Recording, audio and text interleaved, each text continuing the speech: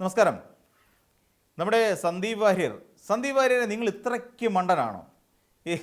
കാരണം അവിടുത്തെ എന്താ പറയുക, അവിടുത്തെ പടന്നക്കാട് നെഹ്റു കോളേജിലേക്ക് കയറി ചെല്ലുന്നു. ഭയങ്കര നാടകീയമായ രംഗങ്ങൾ. അവിടെ വന്നപ്പോൾ അവിടുത്തെ SFI കുട്ടികൾ തന്നെ തടഞ്ഞു. നാണമുണ്ടോ? എന്നിട്ട് ഏറ്റവും ഒടുവിൽ ആശുപത്രിയിൽ പോയി ചികിത്സ തേടുന്നു. നാണമുണ്ടോ? അങ്ങനെ ചോദിക്കാനേ പറ്റൂ.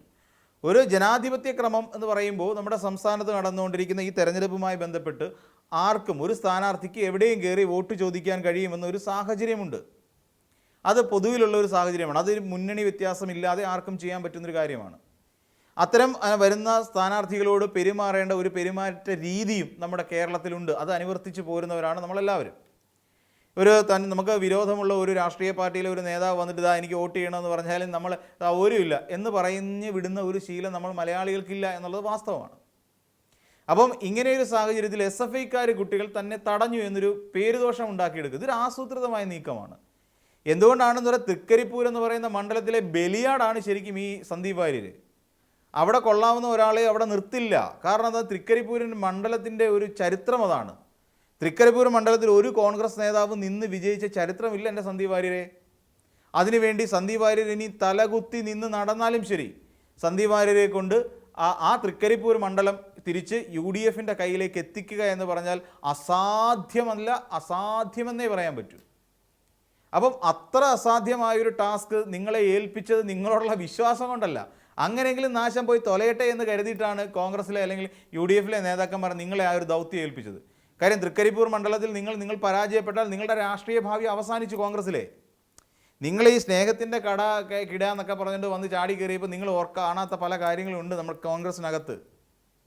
ഒരാളെ വേണ്ട എന്ന് വെച്ച് കഴിഞ്ഞാൽ അവരെ വേണ്ടാതെ വെക്കാനും അവരെ തള്ളിക്കളയാനൊക്കെ കോൺഗ്രസ്സിന് വളരെ കൃത്യമായ പ്ലാനിംഗ് ഉണ്ട്, പദ്ധതിയുണ്ട്. ആ പദ്ധതിക്കുള്ളിൽ തന്നെയാണ് സന്ദീപ് വാര്യർ എന്ന് പറയുന്ന നേതാവ് ഉൾപ്പെട്ടിരിക്കുന്നത്.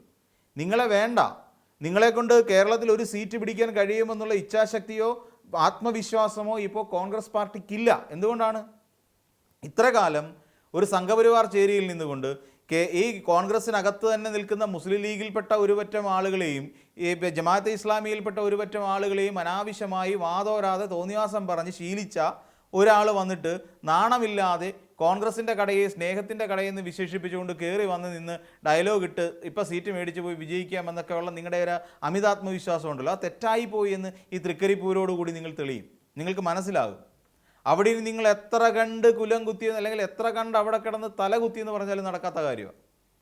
അപ്പോൾ അങ്ങനെ ഒരു മണ്ഡലത്തിൽ നിങ്ങളെ തോൽപ്പിക്കാൻ വേണ്ടിയിട്ട് കാര്യം സിമ്പിളാണ്.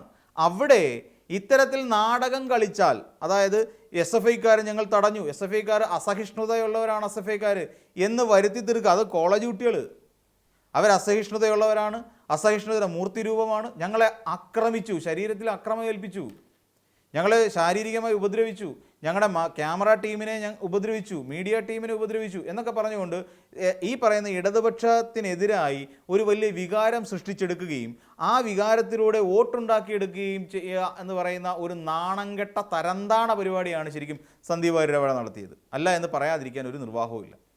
എന്തുകൊണ്ടാണ് അങ്ങനെ പറയുന്നതെന്ന് ചോദിച്ചാൽ അതിനുശേഷം ഈ പറയുന്ന ചില സ്ക്രീൻഷോട്ടുകൾ പുറത്തേക്ക് വന്നു. അതായത് ഇവർ UDFൻ്റെ ഗ്രൂപ്പിൽ അങ്ങോട്ടും ഇങ്ങോട്ടും സംസാരിച്ച കുറച്ച് കാര്യങ്ങൾ. അതിൽ ഏറ്റവും പ്രധാനപ്പെട്ട ഒന്നെന്ന് പറഞ്ഞാൽ അവർ ശരിക്കും നമ്മുടെ ട്രാപ്പിൽ വീണതുപോലെ ആയിപ്പോയി എന്നുള്ളതാണ് അതിൽ ഒരു സ്ക്രീൻഷോട്ട് എന്ന് പറഞ്ഞാൽ. അവരങ്ങോട്ടും ഇങ്ങോട്ടും മെസ്സേജ് അയച്ചതാണ്. അവർ ശരിക്കും നമ്മുടെ ട്രാപ്പിൽ എന്ന് വെച്ചാൽ എന്താണ്, ആസൂത്രിതമായി SFIക്ക് DYFIക്ക് അതല്ലെങ്കിൽ ഇടതുപക്ഷത്തിനെതിരായി ഒരു കഥയുണ്ടാക്കണമെന്നുള്ള പൂർണ്ണമായ ഉറച്ച ബോധ്യത്തോടു കൂടി തന്നെയാണ് ഈ പറയുന്ന ഈ സന്ദീപ് വാര്യരും UDF നേതാക്കന്മാരും ഈ പടന്നക്കാട് കോളേജിലേക്ക് ചെല്ലുന്നത്. അത് ശരിയാണോ? തെറ്റായ രീതിയാണ്.